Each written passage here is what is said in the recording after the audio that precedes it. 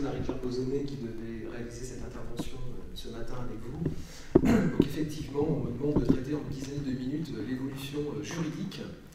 Vaste programme à 10 minutes. Donc je vais essayer de me concentrer sur les enjeux en lien avec cette évolution de l'environnement juridique, sachant que l'année 2014 a quand même été très foisonnante en matière de nouveaux textes législatifs en lien avec la thématique qui nous réunit aujourd'hui de préservation du foncier. Alors, déjà en préambule, il me semble important de rappeler que pour l'État, la préservation du foncier agricole, naturel et forestier également est une priorité nationale, car l'ensemble de ce foncier est nécessaire soit pour avoir une agriculture viable et durable. Il faut quand même savoir que pour l'agriculture, le foncier c'est un facteur de production, c'est pas uniquement un lieu où on s'implante, c'est un lieu qui génère et qui crée de la richesse. Donc c'est important de le préserver pour avoir cette agriculture viable et durable. Ce foncier naturel et forestier et agricole, d'ailleurs aussi, joue un rôle important pour enrayer le déclin de la biodiversité.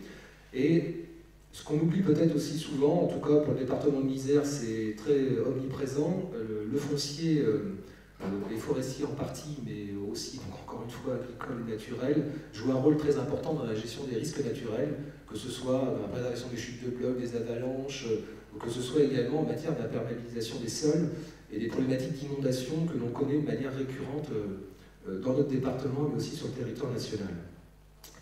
Donc je pense que c'est important de rappeler aussi que le foncier est une ressource rare, voire peut-être même très rare aujourd'hui, et qu'il faut donc le mobiliser de façon la plus optimale, et notamment en zone urbaine ou zone bâtie, il faut absolument qu'on optimise cette mobilisation. Il ne faut pas avoir peur des mots, parce que j'entends souvent, ceux qui me connaissent, ils savent que je ne suis pas urbaniste, moi je suis d'une filière agricole et pas urbaniste de métier. Et donc, moi ça ne me fait pas peur de dire qu'il faut densifier, qu'il faut intensifier. Et j'entends les urbanistes dire, ou les élus, non, attention, on ne parle pas de densification, donc on essaie de trouver une autre sémantique pour cacher en fait les vrais termes et les vraies problématiques. Donc je pense qu'il faut le dire, il faut densifier, intensifier et valoriser aussi les friches industrielles du mieux possible. Effectivement, tout cela a un coût, mais je pense que si on est tous sous le même paradigme, le coût, il sera le même pour tout le monde, quoi. Voilà. Donc je pense qu'il y a aussi cette problématique-là à prendre en compte.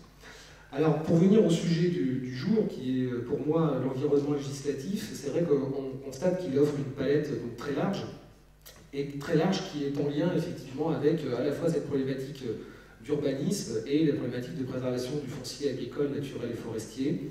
Donc on a à la fois les lois agricoles, des lois en matière d'environnement, des lois en matière d'urbanisme qui conduisent à fournir aujourd'hui des outils dans cette logique de préservation et de mobilisation optimale du foncier.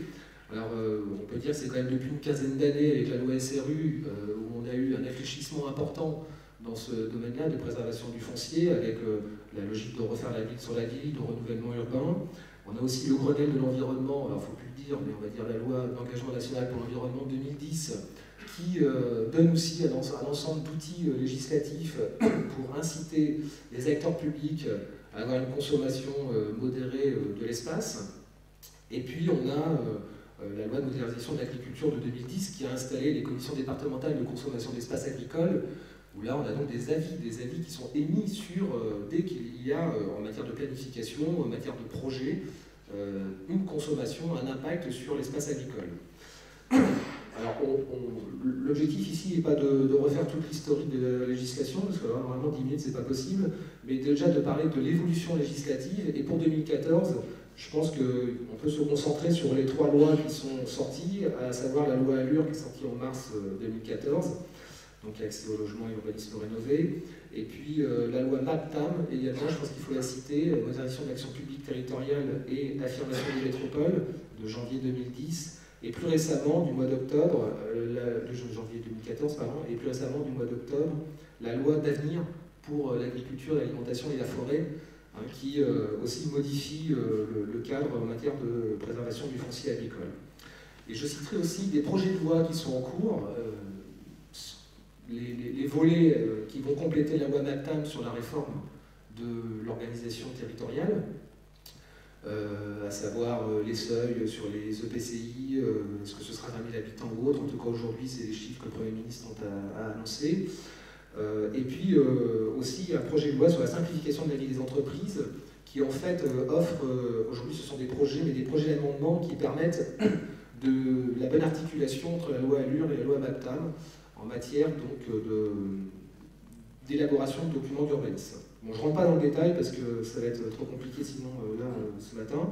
Par contre, ce qui est important, c'est que l'ensemble de ces lois, ces 3 lois et ces projets de loi, aujourd'hui déclinent de nouveaux outils aux différentes échelles. Et je crois que la préservation du foncier ou l'optimisation du foncier, si on veut le dire comme cela, se fait bien à différentes échelles, que ce soit à l'échelle de la planification ou à l'échelle du projet.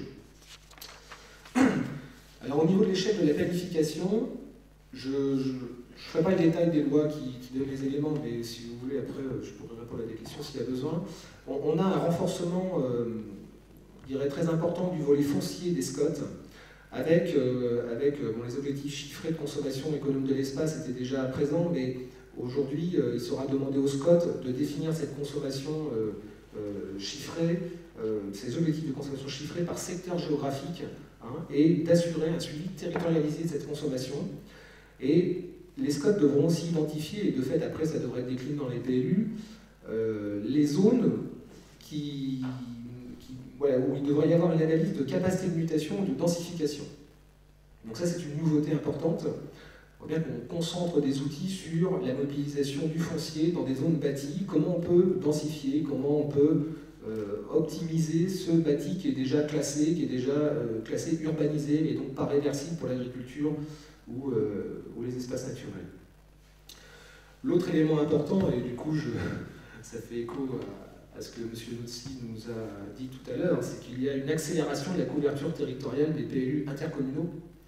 Il y a une volonté législative de promouvoir le PLU intercommunal. La loi MAPTAM le rend obligatoire pour l'ensemble des métropoles. Donc dès le 1er janvier 2015, la métropole grenobloise doit s'engager dans l'élaboration d'un PLU intercommunal.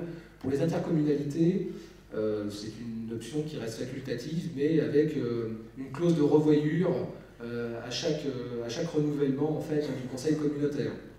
Donc la question devrait être reposée à chaque renouvellement. Mais il subsiste une minorité de blocage pour conserver la compétence à l'échelle communale si les élus le souhaitent. Voilà. Alors je pense que c'est important effectivement d'avoir cette planification à l'échelle intercommunale parce que les enjeux de territoire dépassent souvent les limites communales de la planification et qu'on doit effectivement avoir des documents de planification qui permettent de bien s'adapter à l'échelle du fonctionnement des territoires. En plus, je dirais qu'en termes d'objectifs de rationalisation de moyens, faire un PLUI, ça coûtera plus cher qu'un PLU, mais ça devrait coûter quand même moins cher que la somme de tous les PLU à élaborer. On peut l'espérer en tout cas, parce que si ce n'est pas le cas, ça peut poser question. Voilà. Et c'est vrai que cette accélération aussi des PLUI est à relier avec les évolutions donc, législatives en cours et le débat qu'il va y avoir au Parlement prochainement sur la montée en puissance de l'échelon intercommunal et ce fameux seuil minimal de définition d'une intercommunalité qui aujourd'hui est proposé à 20 000 habitants. Donc après le débat parlementaire, je ne sais pas à combien on va arriver, mais seul l'avenir nous le dira, je n'ai pas de boule de cristal. Et l'autre élément législatif qui est important en matière de planification, c'est la caducité des POS. Donc il est prévu effectivement, donc là c'est la loi Allure, au 1er janvier 2016, les plans d'occupation des sols deviennent caduques, sauf si il y a eu une délibération de révision avant le 31 décembre 2015, et à ce moment-là, ils seront caducs au 27 mars 2017. Donc, voilà. Donc, en tout cas, la volonté du législateur, c'est bien de rendre caduques les postes, de manière à avoir des documents, encore une fois, de planification qui mettent en œuvre vraiment un projet d'aménagement en lien avec des stratégies foncières identifiées et qui correspondent aux enjeux d'aujourd'hui. Je pense que je perds un peu de temps, mais au niveau du projet, parce que donc à l'échelle de planification, 1 minute, 2 minutes, bon, ça va être dur là. À l'échelle du projet, on a aussi un certain nombre d'éléments législatifs récents, pour simplifier, pour synthétiser, qui permettent de lutter contre l'étalement urbain. Je citerai quand même, ce sont en fait les zones AU, qui sont 2 AU non équipées, et donc si elles n'ont pas été équipées dans les 9 ans, elles devront faire, elles entraîneront pour les équiper, pour les urbaniser, une révision obligatoire du document d'urbanisme. Et puis il y a donc aussi des dispositions qui permettent donc de travailler sur des formes urbaines économes en foncier.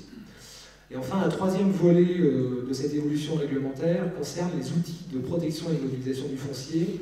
C'est important quand même de citer que la loi d'avenir transforme les CDCEA en CDPENAF, en Commission départementale de préservation des espaces naturels, agricoles et forestiers, donc rentre dans le champ les espaces naturels et forestiers qui n'étaient pas aujourd'hui concernés par ces avis, par cette commission, et en plus est prévu dans cette loi d'avenir des compensations sous le volet économique, à partir du moment où il y aura un impact sur l'économie agricole. Donc ça peut être des compensations financières ou des compensations surfaciques, ça se sera à définir, mais c'est prévu par la loi.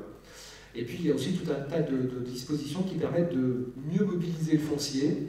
Alors on peut parler de la modernisation du droit de préemption urbain, aussi la mobilisation de terrain dans des lotissements qui sont avec des règlements internes très anciens, et où il y a en fait un foncier mobilisable, potentiellement mobilisable, qui peut être important, et puis la promotion des établissements publics fonciers. Alors, juste pour conclure, toutes ces nouvelles dispositions législatives, aujourd'hui, elles offrent un cadre pour élaborer des stratégies foncières volontaristes à l'échelle à la fois de la planification, mais aussi à l'échelle du projet. Ces stratégies foncières, elles répondent évidemment aux enjeux de développement en matière d'habitat, en matière d'activité économique, et j'inclus l'agriculture dans l'activité économique, ce qui n'est pas non plus la démarche habituelle en termes d'urbanisme. Mais il faut aussi bien préciser que ces stratégies foncières, elles répondent aussi aujourd'hui aux enjeux environnementaux. On a tout un tas d'évaluations environnementales, études d'impact qui sont obligatoires dans l'ensemble de ces documents de planification. Et je pense aussi, même si ce n'est pas des éléments législatifs, qu'il faut se poser vraiment la question, dans ces stratégies foncières, de maîtrise du foncier, de maîtrise publique du foncier, de gestion durable de cette ressource qui est de plus en plus rare, de manière à pouvoir travailler sur la durabilité de cette ressource, la réversibilité de ce foncier destiné sur les activités économiques, d'habitat ou autres. Voilà, et donc pour faire la transition avec le sujet suivant, si j'ai bien suivi l'ordre du jour, ces stratégies foncières territoriales doivent être traduites dans les documents de planification et aussi mises en œuvre avec les outils les plus adaptés. Je crois que c'est le sujet d'après. Merci beaucoup.